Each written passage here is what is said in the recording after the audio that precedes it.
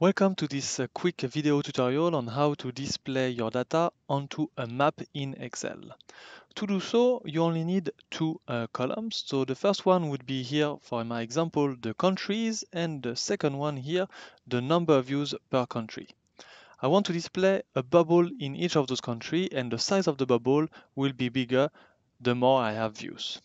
So to do so, I'm just going to click here on Insert in the ribbon, and I'm going to find in the add-in section the Bing Map app. I'm going to click on it, and the default map actually is going to appear on my screen right now.